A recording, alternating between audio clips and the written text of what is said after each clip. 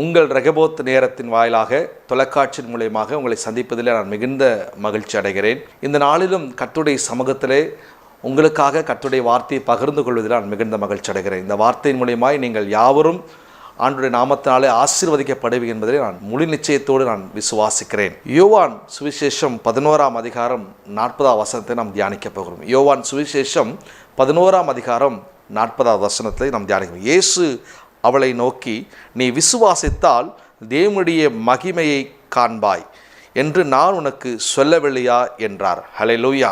நீ விசுவாசித்தால் தேவனுடைய மகிமையை காண்பாய் என்று நான் உனக்கு சொல்லவில்லையா? ஆண்டவருடைய சமூகத்தில் விசுவாசம் மிக மிக முக்கியமானது.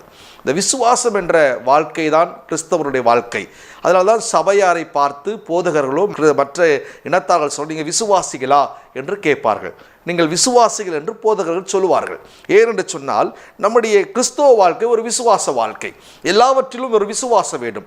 தேவன் எனக்கு அதை செய்வார் சொல்லியிருக்கிறார், இந்த வார்த்தை இந்த நிறைவேறும், இந்த வார்த்தை என்னை கைவிடாது, இந்த வார்த்தை என்னை மெதுவாக நேர்த்தியாக நடத்தும் என்பதிலே நாம் விசுவாசிக்க வேண்டும். இந்த விசுவாசத்தை நாம் பார்க்கும் பொழுது எப்படியெல்லாம் நாம் விசுவாசிக்க வேண்டும் என்று சொன்னால், நம்முடைய இருதயத்தை தோன்ற முடியாத அளவுக்கு, அளவிட முடியாத அளவுக்கு நாம் தேவன் மேலே அதிகமான விசுவாசம் வைக்க வேண்டும். இது நடக்காது என்று மருத்துவர் சொல்லும் போது விசுவாசிக்க வேண்டும். இது முடியாது என்று மனுஷன் சொல்லும் போது விசுவாசிக்க வேண்டும். இனி இவர்களுக்கு இது கிடைக்கவே கிடைக்காது சொல்லும் பொழுது அப்பொழுது விசுவாசிக்க வேண்டும். நீங்கள் இந்த உலகத்தில் இருக்க மாட்டீர்கள் என்று சொன்னாலும் நீங்கள் விசுவாசிக்க வேண்டும். ஏனென்று சொன்னால் விசுவாசம் அப்படியாப்பட்டது. அந்த விசுவாசத்தின் மேலே நீங்கள் நம்பிக்கையோடு நீங்கள் காத்திருப்பீங்க சொன்னால் அந்த விசுவாசம் உங்களை உயிர்ப்பிக்க, அந்த விசுவாசம் உங்களை நடத்தும் என்று எழுதப்பட்டிருக்கிறது. விசுவாசித்து யாரெல்லாம் தேவனிடத்திலே அற்புதத்தை பெற்றுக்கொண்டார் என்பதை ஒரு 5 நபர்களை உங்களோடு நான் காண்பிக்க விரும்புகிறேன். முதலாவது நம்ம எல்லாருக்கும் தெரிந்த ஒரு விசுவாசத்தின் நபர், விசுவாச தகப்பனாக ஆபிரகாமை குறித்து நம்ம பார்க்க போகிறோம். ஆதியாகமம் 15ஆம் அதிகாரம் 5ஆம் வசனம் 6ஆம் வசனம் இப்படியா சொல்லுகிறது, அவர் அவனை வெளியே அழைத்து, நீ வானத்தை அண்ணாந்து பார், நட்சத்திரங்களை என்ன உன்னால் கூடுமானால் அவைகளை எண்ணு என்று சொல்லி, பின்பு அவனை நோக்கி, உன் சந்ததி இவ்விதமாய் இருக்கும் என்றார். அவன் கர்த்தரை விசுவாசித்தான், அதை அவர் அவனுக்கு நீதியாக எண்ணினான். ஹல்லேலூயா. ஆண்டவர் மேல் ஒரு விசுவாசம் வைக்கிறது எப்படின்னா, முடியாத நேரங்களிலே, நடக்காத சூழ்நிலையிலே, எல்லாராலும் புறக்கணிக்கப்பட்ட அந்த நிலையிலே நாம் விசுவாசிக்கணும். ஆபிரகாமுடைய வயது 100 நெருங்கிவிட்டது. எல்லா மனுஷரும் இனி அவனுக்கு இது கிடைக்காது, இது நடக்காது என்று சொல்லும் பொழுது ஆண்டவராகிய கர்த்தர் ஆபிரகாமை அழைத்து வானத்தின் நட்சத்திரத்தை காண்பித்து, அங்கிருக்கிற எல்லா நட்சத்திரத்தை பார்த்து இது என்ன முடியுமா, உன்னால பார்த்து என்ன முடிந்தால் என்ன என்று சொல்லி ஆபிரகாமை அழைத்து தேவன் கூப்பிட்டு சொல்லுகிறார். உடனே அவன் சொல்றான், இதெல்லாம் என்னால் என்ன முடியாது ஆண்டவரே, இது எப்படி என்ன முடியும் என்று சொல்லி அவன் நினைக்கும் பொழுது, நீ இதை பார்க்கும் பொழுது எப்படி தோணுது, ஐயோ இது நிறைய நட்சத்திரமா இருக்குது, இது என்னவே முடியாது, பெருகி இருக்கிறது, இந்த நட்சத்திரத்தை எண்ணணும் என்று சொன்னால் அது ரொம்ப நேரம் ஆகும் என்று கூட அவன் சொல்லியிருப்பான்.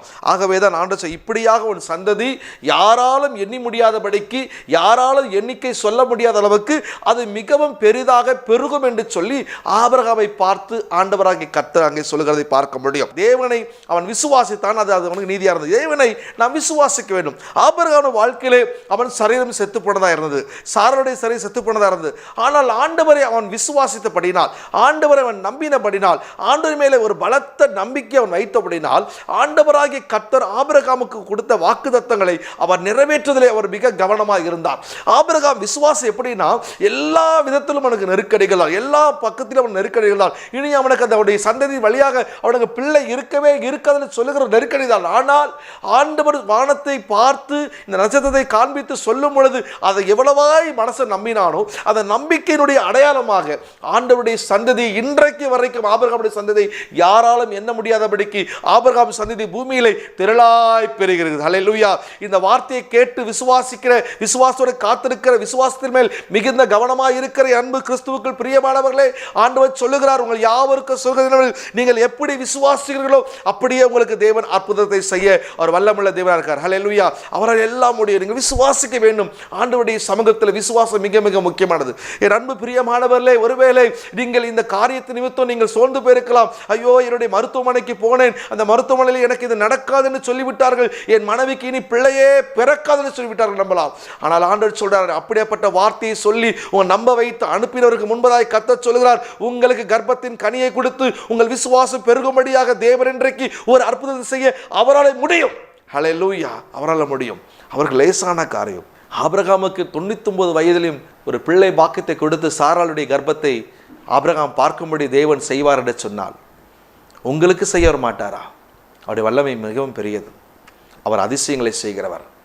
நான் இன்றைக்கு உங்களுக்கு தீர்க்கதரிசனமாய் சொல்லுகிற இந்த செய்தி கேட்கும் பொழுதே உங்கள் சரீரத்தில் ஒரு பெரிய மாற்றங்கள் வரும்.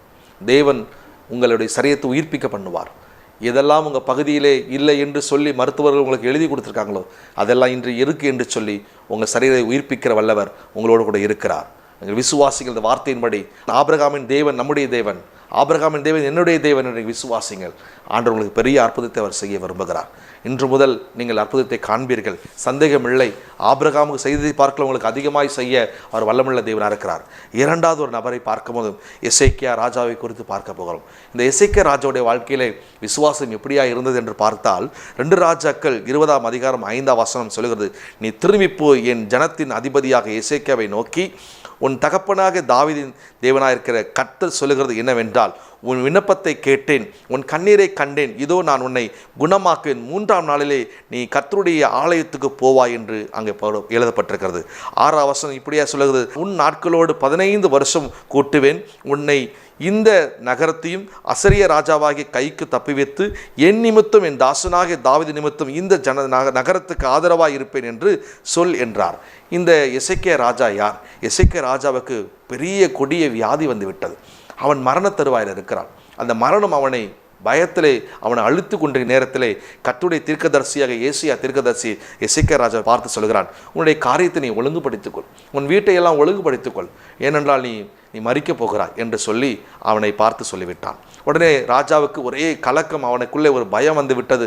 தீர்க்கதரிசி சொன்னால் அது நடந்துவிடும் என்று சொல்லி அவன் பயந்து கொண்டு தேவனுடைய சமூகத்தை நோக்கி அவன் சொல்லுகிறான், ஆண்டவரே உமக்கு பிரியமானது நலமானது நான் செய்திருப்பேன் என்று சொல்லி ஆண்டவர்களுடைய சமூகத்திலே தேவனுக்கு உண்மையாக இருந்த காரியத்தை அவன் எடுத்து சொல்லும் பொழுது ஆண்டவராகிய கர்த்தர் இந்த தீர்க்கதரிசி ஏசாயா அவன் திரும்பி வந்து ராஜாவை பார்த்து சொல்கிற வார்த்தை, உன் விண்ணப்பத்தை சத்தை அவர் கர்த்தர் கேட்டுட்டார், அதனால் நீ பயப்பட வேண்டாம், ஆண்டவர் உனக்கு இன்னும் ஒரு 15 வருஷம் உனக்கு எக்ஸ்டெண்ட் பண்ணி தரன்றார், இன்னும் 15 வருஷம் நீ பூமியில் என்ன எக்ஸ்ட்ரா இருப்ப, அதிக வருஷமாக நீ 15 வருஷம் இருப்பேன்னு சொல்லிட்டு இந்த தீர்க்கதரிசி வாயிலே கர்த்தருடைய வார்த்தை வருகிறது.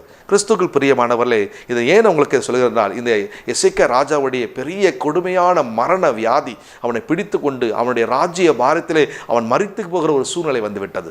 ஆனால் தேவனாகிய கர்த்தரை நோக்கி விண்ணப்பம் பண்ணினான். அவன் விசுவாசம் ஒன்று என்றது, எனக்கு இந்த வியாதியாக இருந்தாலும் எனக்கு இந்த பிரச்சனையாக இருந்தாலும் நான் கர்த்தருக்கு முன்பாக நடந்து கொண்ட விஷயம், நான் கர்த்தருக்கு முன்பாக நான் எப்படிலாம் இருந்தேன் என்பதை கர்த்தருடைய பார்வைக்கு தெரியும் என்று சொல்லி விசுவாசத்தோடு கூட அவன் கர்த்தரை நோக்கி கூப்பிட்டான். கர்த்தர் அதை கேட்டார். அதை கர்த்தர் கேட்ட உடனே அந்த எசேக்கியா ராஜா விடவில்லை. உடனே அவனுடைய நாட்களிலே 15 வருஷம் அவனுக்கு எக்ஸ்டெண்ட் பண்ணி கூட்டி கொடுத்து அவன் லைஃபை ஆண்டவர் பிரகாசமாக வைத்தார். வேதம் சொல்லுகிறது, எசேக்கியா ராஜாவுக்கு ஒரு பிள்ளை பிறந்து அந்த பிள்ளை ராஜபாரியத்தில் ஏறும் வரம் அந்த எசேக்கியா ராஜா மறிக்கவில்லை என்று வேதம் சொல்லுகிறது. கிறிஸ்துவுக்கு பிரியமானவர்களே, இந்த நாளில் உங்களை பார்த்து சொல்லுங்க, ஒருவேளை நீங்கள் பெரிய கொடிய வியாதியில் இருக்கலாம், ஒரு பயங்கரமான வியாதி உங்களை ஆட்கொண்டு இனி மரணத்தினுடைய தருவாயில் இருக்கிறீர்கள்.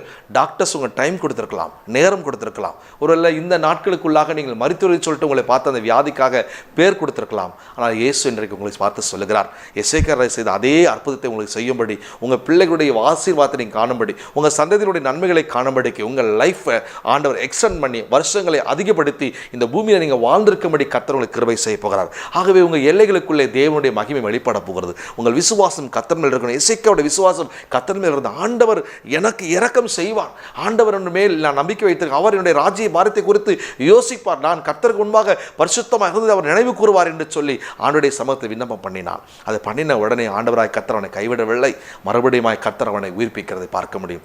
இன்றைக்கும் கர்த்தர் சொல்லுகிறார், எந்த நிலையில் நீங்கள் இருந்தாலும் எந்த சூழ்நிலை இருந்தாலும் உங்கள் பிரச்சனைகள் மாறப்போகிறது, உங்களுடைய சரீரத்திற்கு உபத்திரங்கள் மாறப்போகிறது, உங்கள் வியாதிகள் நீங்க போகிறது. ஆண்டவர் உங்களுக்கு வாக்கு பண்ணுகிறார், நீங்கள் தீர்க்காயுசாய் இருப்பீர்கள். ஹல்லேலூயா. இன்றைக்கு இந்த வார்த்தையை கேட்கிற நீங்கள் தீர்க்காயுசாய் இருப்பீர்கள். மரணம் உங்களை மேற்கொள்வதில்லை, கர்த்தருடைய கரம் உங்களை சுகமாக்க போகிறது. ஆண்டவர் எசேக்கியாவுக்கு கொடுத்த அதே ஆயுசின் வருஷங்களை உங்களுக்கும் பெருக செய்ய அவர் வல்லமுள்ள தேவனாக இருக்கார். மூன்றாவது ஒரு நபரை பார்க்க போகிறோம். சாத்ராக், மேஷாக், ஆபேத்நேகோவை பற்றி நான் பார்க்க போகிறோம். தானியேலின் புஸ்தகத்தில் 3ஆம் அதிகாரம் 17-18 இப்படியாய் சொல்லுகிறது, நாங்கள் ஆராதிக்கிற எங்கள் தேவன் எங்களை தப்பிவிக்க வல்லவராக இருக்கிறார். அவர் எரிகிற அக்னி சூளைகளுக்கும் ராஜாவினே உம்முடைய கைக்கும் விலக்கி விடுவிப்பார். விளக்கமற்று போனாலும் நாங்கள் உம்முடைய தேவர்களுக்கு ஆராதனை செய்வதும் இல்லை, நீர் நிறுத்தின பொற்சிலையை பணிந்து கொள்வதும் இல்லை என்று ராஜாவாகி உமக்கு தெரிவிக்க கடவுது என்றார்கள். இந்த சாத்ராக் மேஷாக் ஆபேத்நேகோ ஒரு நல்ல ஒரு ஞானி, நல்ல படித்தவர்கள், நல்ல கல்வியிலே சிறந்தவர்கள். ஆனால் கர்த்தருக்காக வைராகியமாக இருக்கிற ஒரு நபர்கள் 3 பேரும் ஒரு வாலிப வயது உடையவர்கள். இவர்கள் ராஜா உண்டு பண்ணின ஒரு சிலையை வணங்க சொல்லி இவர்களை தொந்தரவு பண்ணுறாங்க, இவங்களை பிரச்சனை பண்ணுறாங்க. இந்த சிலையை நீ வணங்கினாதான் இந்த நாட்டுக்குள்ளே நீங்கள் இருக்க முடியும், இந்த இடத்துல நீங்கள் இருக்க முடியும், உங்களுக்கு சகல வசதிகளை கொடுக்க முடியும்னு சொல்லிட்டு அங்கே இருக்கிற அந்த மந்திரிமார்கள் ராஜாவுடைய கட்டளைக்காக இந்த ராஜா உண்டு பண்ணின சிலையை வணங்க சொல்லி உபத்திரப்படுத்துகிறார்கள். ஆனால் இவருடைய விசுவாசம் என்னென்னா, நாங்கள் ஆராதிக்கிற தேவன் எங்களை எல்லாத்துக்கும் தப்பிக்க வல்லவர். ஆனாலும் இப்போ ஒருவேளை நாங்கள் அக்னியில போய் விழுந்தாலும் எங்களை தப்பி வைக்காமல் எங்களை விட்டுட்டாலும் பரவாயில்ல, நாங்கள் அந்த பொற்சிலையை வணங்க மாட்டோம் என்று சொல்லி அவங்க விசுவாசம் உறுதியாக இருந்தது. ஒருவேளை ஆண்டவர்களை பரீட்சை பார்க்கிற ஒரு காரியம் இருக்கும். நம்முடைய வாழ்க்கையில சில விஷயங்கள் நம்மளுக்கு டெஸ்டிங்கா இருக்கும், ஒரு டாஸ்க் இருக்கும். இந்த விஷயத்துல இருந்து நம்ம எப்படி இருக்கிறோன்ற ஒரு டாஸ்க் இருக்கும். அந்த டாஸ்க்குள்ள இந்த 3 பேரும் மாட்டிக்கொண்டாங்க. ஆனால் அந்த மாட்டிக்கொண்ட 3 பேரும் ஒரு தெளிவா இருக்கிறாங்க. என்ன நடந்தாலும் நாங்க பொற்சிலையை வணங்க மாட்டோம். எங்களை ஒருவேளை அக்னி சூளையில் நீங்கள் போடும் பொழுது நாங்கள் எரிந்து சாம்பலாய் போகிறதுக்கு ஏதுவாக இருந்தாலும், நீங்கள் சொல்லுகிற அக்னி சூளையில் எங்களை போடும் பொழுது ஒருவேளை எங்களை விடுவிக்கிறது யாரும் வரலாலும் பரவாயில்ல, நீர் உண்டு பண்ணின அந்த பொற்சிலையை நாங்கள் வணங்க மாட்டோம். ரொம்ப ஒரு உறுதியான ஒரு விசுவாசம். ஏன் என்று சொன்னால், ஆண்டவர் சர்வ வல்லவர், எல்லா இடங்களும் கண்கள் உலாவிக் கொண்டு நல்லோரும் தீயோரும் பார்க்கிற பூமி எங்கும் உலாவிக் கொண்டிருக்கிற ஒரு கண்கள் நம்முடைய தேவனாகிய கர்த்தருடைய கண்கள். அவர்களுடைய நம்பிக்கை ஆண்டவர் நிச்சயமாய் பார்ப்பார் என்ற நம்பிக்கை இருக்கு. அதே சமயத்தில் இந்த ராஜாவுக்கு முன்பதாக ஒருவேளை நம்முடைய விசுவாசத்தினுடைய வாயின் வார்த்தைகளை தேவன் அறிவார் என்று சொல்லி அவர்கள் நம்பிக்கையோடு கூட விசுவாசோடு சொல்றாங்க, எங்களுக்கு விடுதலை கிடைக்காமல் போனாலும் நாங்கள் பொற்சிலையை வணங்க மாட்டோம். ஏற்கனவே உங்களுக்கு சொல்லியிருக்கிற மரணமே நேர்ந்தாலும் விசுவாசத்தின் மேல் நீங்கள் நம்பிக்கை வைக்க வேண்டும். கர்த்தர் எல்லாவற்றையும் பார்த்துக்கொள்வார். ஹல்லேலூயா. இந்த பொற்சிலையை வணங்க மாட்டேன்னு சொல்லிட்டு ரொம்ப உறுதியாக சாத்ராக் மேஷாக் ஆபேத்நேகோ அவருடைய உறுதியான அந்த நம்பிக்கை, அந்த உறுதியான விசுவாசம் பாருங்க. இவர்கள் வணங்கவில்லை, இவர்கள் அந்த பொற்சிலை வணங்காமல் போனதுனாலே இவர்களை அக்னி சூளையிலே போட்டு விடுகிறார்கள். அது இன்னும் 7 மடங்கு அதிகப்படுத்தி அந்த அக்னியிலே அவர்களை அவிழ்த்து கொண்டிருக்கிறது. அவர்கள் வெந்து கொண்டிருக்கிற நிலையிலே 3 பேர் உள்ள இருக்க 4வது நபராக கர்த்தருடைய ஆவியானவர், கர்த்தராகிய தேவன் உள்ளே உலாவி அவர்கள் வெளியே கொண்டு வரும் பொழுது எல்லாரும் ஏற்று பார்க்கிறாங்க, எல்லாரும் ஆச்சரியமா பார்க்கிறார்கள். வேதம் சொல்லுகிறது, அவர்கள் மேல் முடி கருகின வாசனை கூட வரவில்லை என்று சொல்லி. ஹல்லேலூயா. விசுவாசம் மிக பெரியது. நீங்கள் எவ்வளவாய் விசுவாசிக்கிறீர்களோ அவ்வளவாய் அற்புதம் நடக்கும். உங்கள் விசுவாசம் 10% அந்த 10% தான் அற்புதம் நடக்கும். உங்கள் விசுவாசம் 100% 100% விசுவாசம் நீங்கள் வைப்பீங்க என்று சொன்னால் 100% கர்த்தர் உங்களுக்கு அற்புதத்தை செய்ய அவரால் முடியும். எனக்கு பிரியமானவர்களே, விசுவாசத்திலே நீங்கள் உறுதியாக இருக்கணும். விசுவாசம் என்பது ஒரு பெரிய வரன். அந்த விசுவாசம் என்பது அந்த வரன் நமக்கு கிடைச்சிருச்சுன்னா, அந்த கிஃப்ட் நம்ம கிட்ட ஆப்ரேட் ஆயிடுச்சுன்னா, இந்த உலகத்தில் மனுஷர்கள் சொல்கிற காரியங்கள், உலக பிரகாரமாக பேசுகிற காரியங்கள் நம்முடைய செவிகளுக்கு வராது. அது விசுவாசத்தின்படியே நம்ம நடத்தும். ஏன்னா நம்மெல்லாம் விசுவாசிகள். ஹல்லேலூயா. இந்த சாத்ராக் மேஷாக்குடைய ஆபேத்நேகோவை ஆண்டவர் விடுவித்தது போல, ஆண்டவர் உலாவி வந்தது போல, இன்றைக்கு நீங்கள் கர்த்தருடைய வார்த்தை கேட்டுக்கொண்டு நெருக்கடிகள் இருக்கலாம், பிரச்சனைகள் இருக்கலாம். ஒருவேளை நாளை தினத்தில் ஒரு பெரிய உபத்திரத்தை நீங்கள் சந்திக்க போகலாம். நாளைக்கு உங்களுக்கு ஒரு கோர்ட்லேருந்து ஒரு பேப்பர் வரலாம். ஒருவேளை அந்த பேப்பர் வரும் என்ற பயத்தோடு நீங்கள் காத்து கொண்டிருக்கலாம். ஒருவேளை நீங்கள் இருக்கிற பகுதியில் உங்களுக்கு எதிராக ஏதோ ஒரு பிரச்சனை உங்களை எழுப்பி நிற்கலாம். உங்கள் விசுவாசம் சாத்ராக் மேஷாக் ஆபேத்நேகோட விசுவாசம் எப்படி? எங்களை தப்பிவிக்கிற தேவன் எங்களை விடுவிக்காமல் போனாலும் நாங்கள் பொற்சிலையை வணங்க முடியும். இதற்காக நாங்கள் எந்த மனுஷனும் எங்களுடைய தேவைகளுக்காக, எங்களுடைய பொருளாதாரத்துக்காக, எங்கள் பிரச்சனைக்காக எந்த மனுஷன் தேடி நாங்கள் உதவி கேட்டு போக மாட்டோம். நாங்கள் ஆராதிக்கிற தேவன் எங்களுக்கு செய்யாமல் போனாலும் நாங்கள் ஆண்டவரை தான் ஆராதிப்போம் என்று நீங்கள் நம்பிக்கையோடு இருக்கும் பொழுது ஆண்டவர் உங்களை கைவிடவே மாட்டார். ஆண்டவர் ஒருபொழுது உங்களை விட்டு விடவே மாட்டார். நிச்சயமாக ஏற்ற நேரம், ஏற்ற சமயத்தில் எப்போ உங்களுக்கு அற்புதம் செய்யணுமோ அப்போ அற்புதம் செய்யும் பொழுது உங்கள் மேலே ஒரு கருகலான ஸ்மெல்லும் வராது, அந்த ஒரு தூசியும் இருக்காது, ஒரு தீக்கான அடையாளமும் இருக்காது. அது எப்பவும் ஃப்ரெஷ்ஷாக இருக்கிற மாதிரி, நீங்கள் எப்பொழுதும் மகிழ்ச்சியாக இருக்கிற மாதிரி ஒரு அடையாளத்தோடு கூட உங்களை ஆண்டவருடைய விசுவாசம் வைக்கும் பொழுது அந்த விசுவாசம் உங்களை அப்படியாய் நடத்தும் என்பதிலே சந்தேகம் கிடையாது. ஹல்லேலூயா. ஹல்லேலூயா. கிறிஸ்துவுக்குள் பிரியமானவரே, நான் முதலாவது சொன்னேன், ஆபிரகாமுடைய விசுவாசம், அவன் பிள்ளை பெறவே முடியாது, ஆனால் கர்த்தர் காண்பித்த அந்த நட்சத்திரத்தை பார்த்து விசுவாசித்தான். கர்த்தர் அவனை அப்படியாய் பெருகப்படுகிறார். எசேக்கியா ராஜாவுடைய விசுவாசம் தன் ராஜ்யபாரத்தில் உண்மையாக இருந்தான். ஆண்டவர் நினைவு கூர்ந்து மறுபடியும் அவனை தீர்க்காய்ச்சை கொடுத்து அவன் பூமியிலே வாழ்ந்தது ஒரு சந்ததியை பெற்றெடுத்து அந்த சந்ததி ராஜாவா வரும் வரைக்கும் அவன் தேவனுடைய சமூகத்தில் உயிரோடு இருந்தான் என்று வேதம் சொல்கிறது. மூன்றாவது நம்ம பார்க்கிறோம், சாத்ராக் மேஷாக் அபேத்நேகோவை பார்க்கிறோம். இவருடைய வாழ்க்கையிலும் தேவன் அப்படிதான் செய்தார். உங்கள் விசுவாசம் எவ்வளவா இருக்கிறது சற்று யோசித்து பாருங்க. அநேக நேரங்களில் நெருக்கடமான சூழ்நிலைகள் பாதையை நான் கடந்து போவது உண்டு. ஊழியத்தின் வழியாக அநேக இக்கட்டுகள், சாதாரணமான அநேக இக்கட்டுகள் கடந்து போயிருக்கிறேன். நிறைய நேரங்கள் நிறைய பிரச்சனைகள்லாம் நான் சந்தித்திருக்கிறேன். ஆனால் ஒன்று மட்டும் எனக்கு தெரியும், அவரையன்றி எனக்கு வேறு தீங்கு வரும் என்று சொன்னால் ஒன்றுமே இருக்காது. அவரன்றி எனக்கு எந்த பிரச்சனையும் வராது. அவர் இருக்கும்போது பிரச்சனையும் வராது. எனக்கு அவர் தான் எனக்கு எல்லாமே. அவர் பார்த்துக்கலாம். அவரை மிஞ்சி என் தலையில் இருக்க முடி கீழே விழாது. அவர் எல்லாத்தையும் எண்ணி இருக்கிறார். ஆகவே அந்த விசுவாசத்தில் நான் உறுதியாக தரித்திருப்பேன். அநேக நேரங்களில் என்னுடைய வீட்டில் கூட சொல்லுவாங்க, உனக்கு ரொம்ப தைரியம் ஜாஸ்தி, எப்படி தானே இருக்கிற என்றால் சொல்வார்கள். ஆனால் நான் சொல்வேன், என் நம்பிக்கையும் என் விசுவாசம் ஆண்டவராக இயேசு மாத்திரமே. அவரை நம்புகிறவர் ஒரு நாளும் வெட்கப்பட்டு போவதில்லை. சாத்ராக் மேஷாக் ஆபேத்நேகோ அவர் எப்பொழுது கர்த்தரை நோக்கி கூப்பிடுகிற ஜபாவி உள்ளவர்களாக இருந்தார்கள். அந்த ஜபாவி உள்ளவர்கள் மேல் கர்த்தருடைய மகிமை உதித்தது. ஆகவே அவர் நடுவில் 4வது நபராக தேவன் உலாவி வந்து அவரை விடுவித்ததை பார்க்க முடியும். 4வது ஒரு விசுவாசம் உள்ள ஒரு நபரை பார்க்க போறோம். அன்னாள் என்ற ஒரு சகோதரியை பார்க்கலாம். 1 சாமுவேல் 1:10-11 வாசிக்கும் பொழுது, அவள் போய் மனம் கசந்து மிகவும் அழுது கர்த்தரை நோக்கி ஜெபம் பண்ணி, சேனைகளின் கர்த்தாவே தேவனீர் உம்முடைய அடியன் சிறுமியை கண்ணோக்கி பார்த்து உம்முடைய அடியனை மறவாமல் நிலைத்தருது. உமது அடியலுக்கு ஒரு ஆண் பிள்ளை கொடுத்தால் அவன் உயிரோடு இருக்கும் சகல நாளும் நான் அவனை கர்த்தருக்கு ஒப்புவிப்பேன். அவன் தலையின் மேல் சவரன் கத்தி படுவதில் என்று ஒரு பொருத்தனை பண்ணினார். 2ஆம் அதிகாரம் 1ஆம் வசனம் சொல்லுது, அப்பொழுது அன்னாள் ஜெபம் பண்ணி தன் இருதயத்தை கர்த்தருக்குள் களி கூறுகிறது. என் கொம்பு கர்த்தருக்குள் உயர்ந்திருக்கிறது, என் பகஞ்சன் மேல் என் வாய் திறந்திருக்கிறது, உம்முடைய ரட்சிப்பினால் சந்தோஷப்படுகிறேன் என்று அவன் சொன்னான். இந்த வேதத்தில் வாசிக்கும் போது அன்னாளை குறித்து பார்க்கும் பொழுது, அன்னாளுக்கு எப்பொழுது ஒரு நெருக்கடி இருந்தது. அவளுக்கு மிகுந்த ரொம்ப வருஷமாய் பிள்ளை பாக்கியம் இல்லை. ரொம்ப வருஷமாய் பிள்ளை பாக்கியம் இல்லை. வேதம் சக்காலத்தையாக பெண்ணினாளுக்கு 10 பிள்ளைகள் உண்டு.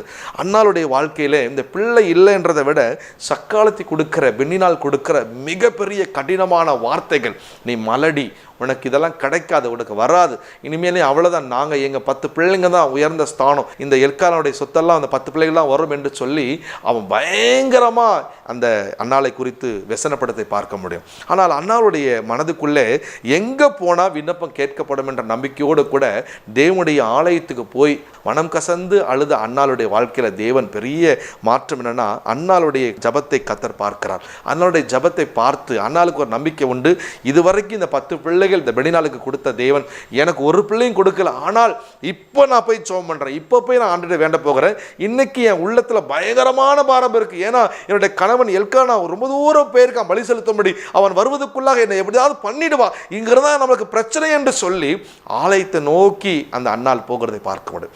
ஆலயத்தை நோக்கி போன உடனே ஆலயத்தில் போய் தேவனுடைய சமூகத்தில் விழுந்து அவள் மனம் கசந்து தேவ பாதத்தில் அமர்ந்து அவள் தன்னுடைய இருதயத்துக்கு எல்லாவற்றையும் கொட்டி அழுது ஜெபிக்கும் பொழுது, கர்த்தராகிய தேவனிடத்தில் பொறுத்தன, ஆண்டவரே நீர் எனக்கு ஆண் பிள்ளை ஒன்று கொடுப்பேன்னு சொன்னால் அந்த பிள்ளையை உமக்கு கொடுப்பேன் என்று சொல்லி அந்த பிள்ளை உயிரோடு இருக்க நாளெல்லாம் சவரன் கத்தி, அதாவது அந்த பிள்ளை மேலே உலக பிரகாரமான விஷயங்களை நான் எதையுமே செய்ய மாட்டேன் என்று சொல்லி ஒரு மிகுந்த பொருத்தனை பண்ணுகிறதை அங்கே பார்க்க முடியும். பண்ணினதுனால அன்னாள் வாழ்க்கையில் நீங்கள் பார்க்கும் பொழுது அன்னாளுக்கு ஆண்டவர் சாமுவேல் என்ற ஒரு பிள்ளை, அதற்கு பிறகு அந்த சாமுவேலுக்கு பிறகு அன்னாளுக்கு மீதம் இன்னும் ஒரு 5 பிள்ளைகளை கொடுப்பதை அங்கே பார்க்க, மொத்தம் 6 பிள்ளைகள் அன்னாளுக்கு பிறக்கிறதை பார்க்க முடியும். ஒரு பிள்ளைக்காக தேவனிடத்தில் வேண்டிக் கொண்ட அந்த விசுவாசத்தோடு ஜெபித்தால் ஆண்டவர் 6 பிள்ளைகளை கொடுத்து அன்னாளுடைய வாழ்க்கையிலே பெரிய ஸ்தானத்தை கொடுத்தார். வேதத்திலே எல்கானாக்கும் பெனிலாவுக்கும் பிறந்த பிள்ளையுடைய பெயர்கள் பைபிளில் இல்லவே இல்லை. ஆனால் அன்னாளுக்கு பிறந்த பிள்ளையாகிய ஒரு சாமுவேலுடைய பேர் முதல் பிள்ளையாக சாமுவேல் 1 சாமுவேல் 2 சாமுவேல் ஒரு அத்தியாயத்தை கர்த்தர் உருவாக்கி கொடுத்தார்.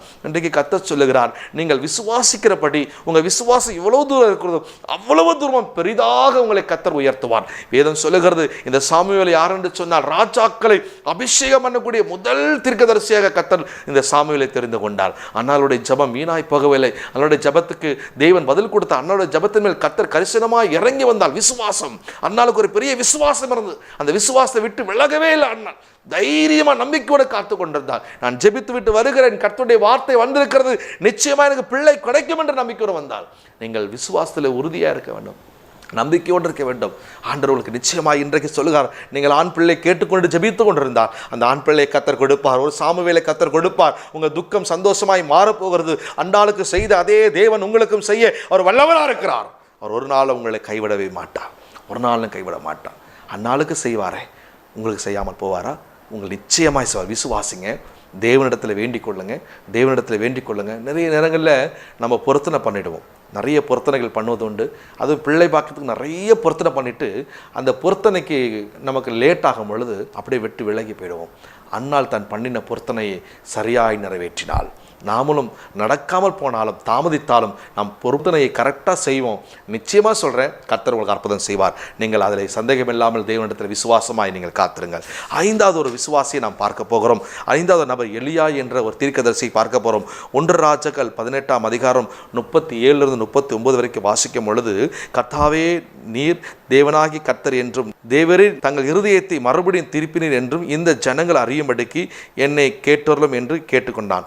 அப்பொழுது கர்த்தரிலிருந்து அக்கினி இறங்கி வந்தது. அந்த சர்வாக தகனபிளை விறகுகளையும் கற்களையும் மண்ணையும் பச்சித்து வாய்க்கால் இருந்த தண்ணீரை நக்கி போட்டது.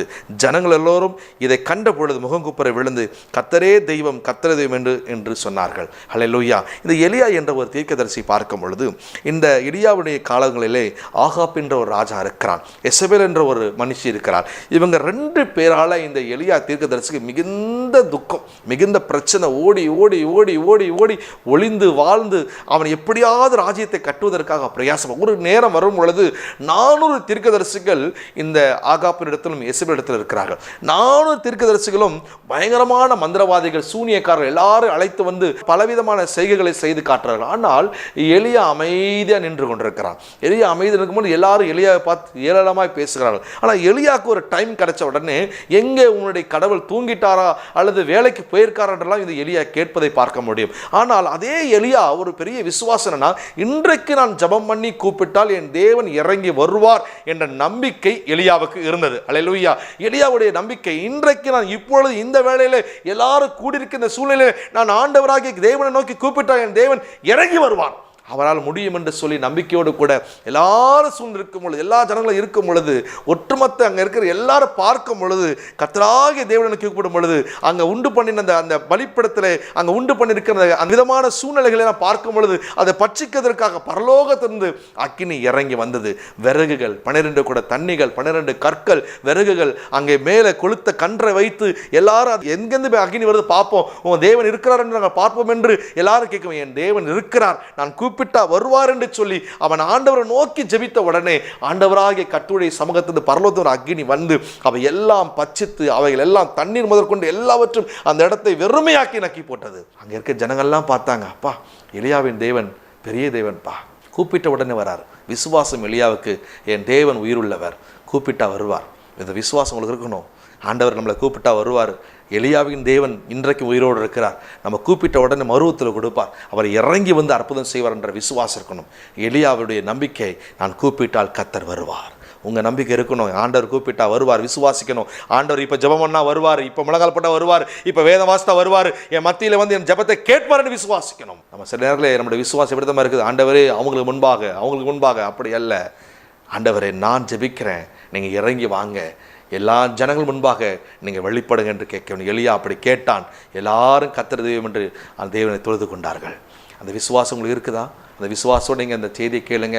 எலியா உண்டு பண்ணி நான் பலிப்பீடத்தின் மத்தியில் ஆண்டவருடைய சமூகத்தில் அங்கே பலி செலுத்துறதுக்கு எல்லாம் ஏற்படுத்தின காரியங்களை மத்தியிலே கர்த்தர் இறங்கி வந்து அந்த பட்சித்து போட்ட வல்லமுள்ள தேவன் இன்றைக்கு உங்கள் மத்தியில் இருக்கிறார். எலியாவின் தேவன் ஒரு நாள் உங்களை கைவிட மாட்டார். நம்ம மத்தியில் இருக்கிறபடி அவர் பெரிய அற்புதம் செய்வார். இன்றைக்கு கர்த்தர் சொல்லி விசுவாசிங்கள், ஆண்டவர் இறங்கி வருவார். ஹல்லேலூயா. முதலாவது நம்ம ஆபிரகாம் என்ற விசுவாசத்தை பார்த்தோம். 2வது எசேக்கியா ராஜா என்ற விசுவாசத்தை பார்த்தோம். 3வது சாத்ராக் மேஷாக் ஆபேத்துடைய விசுவாசத்தை பார்த்தோம். 4வது அன்னாளுடைய விசுவாசத்தை பார்த்தோம். 5வது எலியாவை விசுவாசத்தை பார்த்தோம். இந்த விசுவாசம் எல்லாம் சாதாரணமானதல்ல. இதனுடைய ஒவ்வொரு பகுதியும் நீங்கள் வாசித்தால் மிகுந்த வியப்பாக இருக்கும். அந்த விசுவாசத்தின் மேல் நம்ம நம்பிக்கையாக இருப்போம். இவர்களை பார்க்கலாம் நம்மெல்லாம் பெரியவர்கள். ஏனென்றால் கண்டு விசுவாசங்களை காட்டிலும் காணாத விசுவாசங்கள் பாக்கியவான்கள். அவரெல்லாம் தேவனை கண்டு விசுவாசங்கள், நாம் காணாமல் விசுவாசிக்கிறோம். இவர்களை பார்க்கலாம் பாக்கியவான்கள். இந்த வார்த்தையின்படி நம்ம விசுவாசிப்போம். கர்த்தர் பெரிய அற்புதம் செய்வார். கண்களை பிடி சோமணும். நல்ல தெய்வமே, இந்த அருமையான நல்ல நாளிலே இந்த வார்த்தையை கேட்டுக்கொண்டிருக்க வேளையிலே யாரெல்லாம் விசுவாச தொய்ந்து போயிருக்காங்களோ அந்த விசுவாசம் அவர்களுக்கு இப்பொழுது பெருகும்படி நான் ஜெபிக்கிறேன். விசுவாசத்தின் ஊற்று அவர்கள் மேல் இறங்கி வரட்டும் இயேசுவின் நாமத்தில். விசுவாசம் ஒரு வரன், ஒரு கனி ஆண்டவரே, அது உம்முடைய பிள்ளைகளுக்குள் பெருகட்டும் அப்பா. விசுவாசம் மற்றவர்களாக விசுவாசம் இல்லாமல் அவை விசுவாசத்தை வாழ்ந்திருக்க ஜனங்களை புதிதாக உயிர்ப்பிப்பீராக இயேசுவின் நாமத்தால். இது நடக்காது கிடைக்காது என்று சொல்லுகிற ஜனத்தின் மத்தியிலே வாழ்வுடைய பிள்ளைகளை இது நடக்கும் என்ற நம்பிக்கையோடு எழுப்பி பிரகாசிக்க கர்த்தரே கிருபை செய்வீராக. பிள்ளைகளுடைய கரத்தில் ஒப்பு கொடுத்து ஜெபிக்கிறேன் அப்பா. ஆபிரகாமுடைய விசுவாசம் நாங்கள் பார்க்கிறோம் ஆண்டவரே. ஆண்டவரே. அவனிடத்தில் பேசுறது அவன் நம்பினான் ஆண்டவர், அது அவனுக்கு நீதியா இருந்தது. அவனை திரளாய் பெருக பண்ணினான் ஆண்டவரே. அதே போல எசேக்கியாவை பார்க்கிறோம். அந்த ராஜாவுடைய வாழ்க்கையில அவன் மரண தருவாயிலே உம்மை நோக்கி விசுவாசத்தோடு கூப்பிட்டான். அவனுக்கு மறுபடியும் 15 வருஷம் அதிகரித்து கொடுத்திருப்பா. அதே போல சாத்ராக் மேஷாக் ஆபேத்நேகோவுடைய விசுவாசம், நாங்கள் அந்த பரீட்சையை வணங்க மாட்டோம், எங்களை தப்பிக்கிற தேவன் வராமல் போலாம் என்று விசுவாசித்தார்கள். அந்த விசுவாசத்தினுடைய நம்பிக்கையுள்ள வார்த்தையின் மேலே நீர் அதிகமாக கவனமாக இருந்து ஆண்டவரை 3வது நபர் மத்தியில் 4வது நபர் உலாவி அவர்களை விடுவித்தீர் ஆண்டவர். நமக்கு நன்றி சுவாமி. அன்னாளுடைய விசுவாசத்தை பார்க்கும் பொழுது ஆண்டவரே, அன்னாளுக்கு இது கிடைக்காது என்று சொல்லி ஆண்டவரை எல்லாரும் துன்பப்படுத்தும் போது, பெண்ணினால் துன்பப்படுத்தும் போது கர்த்தருடைய பெயரை, அவருடைய பிள்ளைகளுடைய பெயரை வேதத்தில் எழுதி கொடுத்திருப்ப அதற்காக ஸ்தோத்திரம் ஆண்டவர். அந்த விசுவாசத்தை எங்கள் தரும்படி நாங்கள் செபிக்கிறோம். எலியாவின் விசுவாசம் பரலோகத்தில் அக்கினி இறங்கி வரும் என்ற நம்பிக்கையோடு இருந்தான். அப்ப அந்த விசுவாசம் தருவீராக. ஜெபித்தால் நீ இறங்கி வருவீர் நம்பிக்கையோடு இருக்கிறோம். நீங்க செய்வீங்க என்று விசுவாசிக்கிறோம் அப்பா. இந்த விசுவாசம் பெருகட்ட பிள்ளைகள் வாழ்க்கையில் எல்லா கட்டுகள் உடைக்கப்படுவதாக இந்த வார்த்தையின் வழியாக கேட்கும் பொழுது விசுவாசமற்ற இந்த ஜனத்தின் மத்தியில் விசுவாசம் உள்ள வார்த்தை இப்பொழுது இறங்குவதற்காக நன்றி சுவாமி. ஆண்டவரே, நீ விசுவாசித்தால் தேவனுடைய மகிமையை காண்பாய், மகிமையை காண்பாய். உடைய பிள்ளைகள் விசுவாசிக்கிற வண்ணமாக மகிமையை கண்டு உடைய நாமத்தை உயர்த்தட்டும். ஆசீர்வதிக்கிறேன். இயேசு கிறிஸ்துவின் நாமத்தை ஜெபிக்கிறேன் நல்ல பிதாவே. ஆமென், ஆமென். God bless you. கிறிஸ்துவுக்குள் பிரியமானவர்களே, நீங்கள் இந்த தொலைக்காட்சி வேலை கர்த்தருடைய வார்த்தையை கேட்டிருக்கிறீர்கள். நான் விசுவாசிக்கிறேன் நீங்கள் ஆஸ்வதிக்கப்படுவீர்கள் என்று சொல்லி இந்த தொலைக்காட்சியில் இந்த செய்தி கொடுக்குற நேரத்தில் திரையில் வருகிறதான ஃபோன் நம்பர், விலாசங்கள், சபை விலாசம் இருக்கிறது. நீங்கள் தொடர்பு கொண்டு யாரும் வேறு ஏதாவது சபைக்கு போகாமல் இருந்தால் அக்கம் பக்கத்தில் இருக்கிறவங்க, இந்த பகுதியில் வியாசாரப்படை பகுதியில் இருக்கிறவர்கள் நீங்கள் கலந்து கொள்ளலாம். ஃபோன் பண்ணி ஜெபித்துக் கொள்ளலாம். கர்த்தர் உங்களை ஆசீர்வதிப்பாராக. God bless you.